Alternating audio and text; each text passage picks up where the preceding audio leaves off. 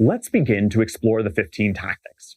We're going to start with the foundations. The foundations are the first of the 4 stages. As you'll recall, we begin with foundations, then market testing, then product development, and ultimately resource acquisition.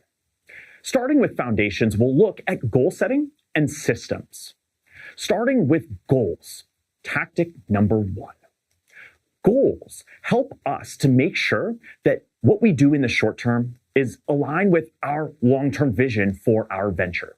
So we start here thinking about what is our vision. If each of the co-founders of this business were to sit down in a quiet room, not talk to each other with a pen and a piece of paper, and write down their vision of the future state of the world with their business, and then we were to take what each one of them had written and look at them, would they match? If we are to do the right things in the short term, we need to make sure that each individual is aligned on the long-term vision of this business. Why? Because otherwise, each individual will start to do things that lead them in slightly different directions.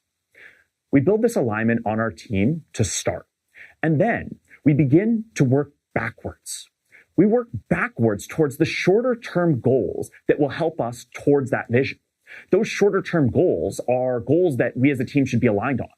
There are a variety of different goal-setting frameworks that you might employ.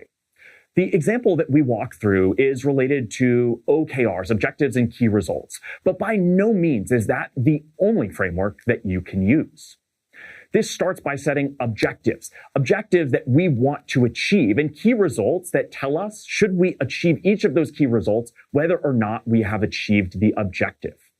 The objective is more so qualitative, while the key results are quantitative.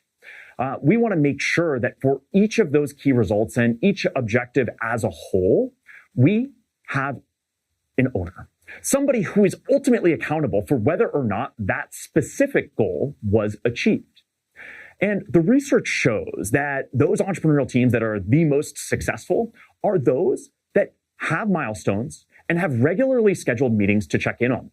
So for each one of these objectives and key results, we need not only an owner, but a way to check in on them several times throughout the time span, the time horizon that we are looking at. The time horizon for a new venture might be daily. It might be weekly. Ultimately, it might get to the point where it's monthly as we begin to get traction.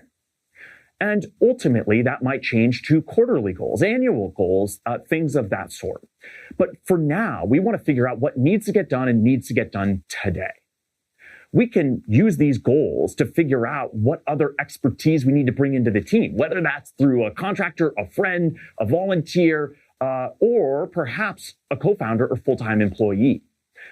If we are to look at who owns each individual goal and whether or not that individual has the skills that are needed to achieve the goal, we can then evaluate where our gaps are as a team. We want to come back and make sure that each one of these goals is as clear as possible. Otherwise, we might wind up at the end of that time horizon, looking at the goal, and one person might say, yes, we achieved the goal. And another person might say, no, we didn't achieve that goal. If we have clear, well-defined goals, that won't happen. One of the best ways to do that is to not only define these goals as a team, but to share the goals that you've defined with an advisor, a mentor, or a colleague to help get their input on how these goals might be interpreted.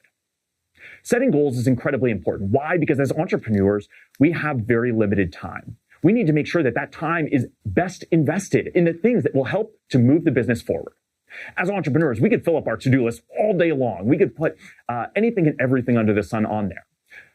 Prioritizing for entrepreneurs is incredibly difficult.